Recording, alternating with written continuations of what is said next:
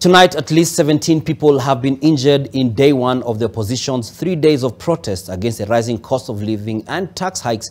About 4 people have been shot by police officers out to quell the protests. Even then, NTV understands that the government will not be talking about those who have died in the protests. Here's NTV's Brian Obuya detailing the day's events as police officers, seemingly on a mission to kill engaged protesters. By this evening, intelligence reports show that police have been instructed not to document people who died during the tax hike protests across the country, or at least not to include the numbers in their daily reports. This comes on the first day of opposition's third wave of protests.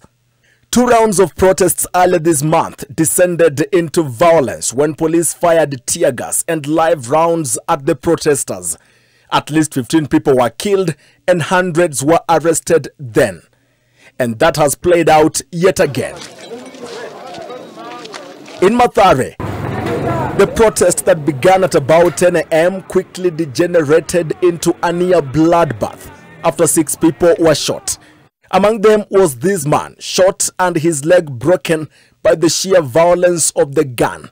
His family maintaining that he was shot right at his doorstep.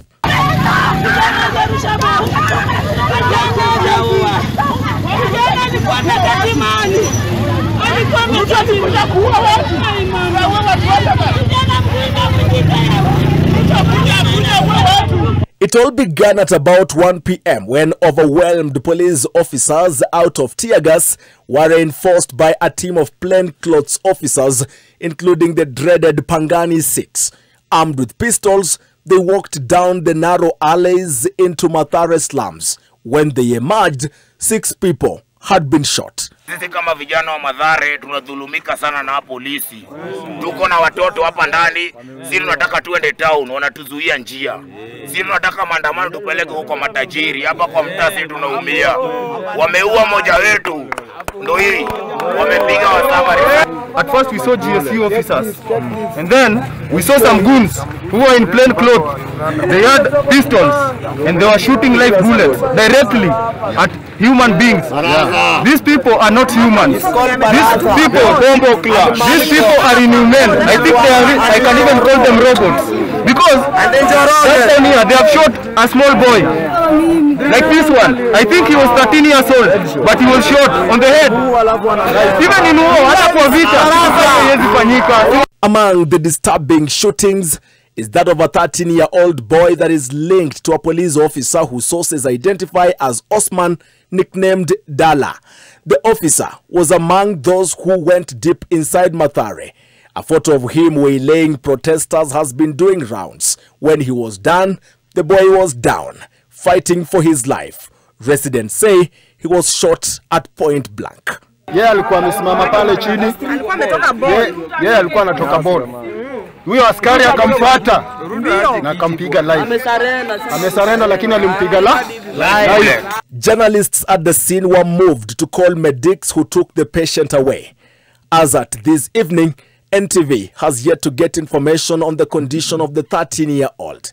As the aftermath of police officers okayed to fire live bullets at protesters, at least 17 people have been shot nationwide, some of them dead.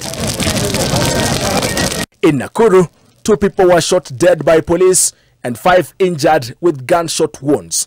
1 was killed in Makueni and another injured. 2 were shot and injured in Migori.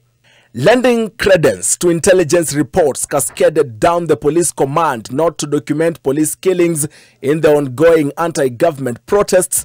As of this evening, Interior Cabinet Secretary Kithure Kindiki has sent a statement to newsrooms.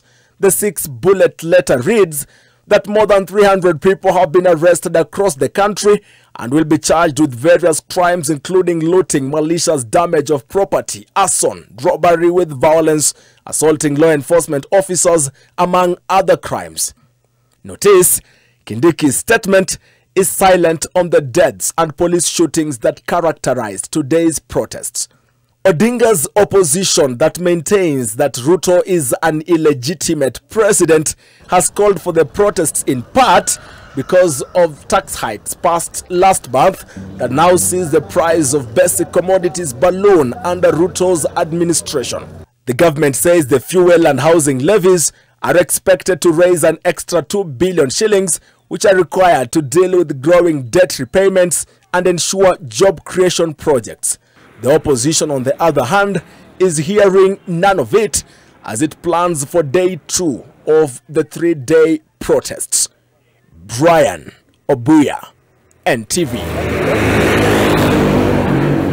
And not too long ago, the Media Council of Kenya has issued a statement in regards to the activities today by the various police officers.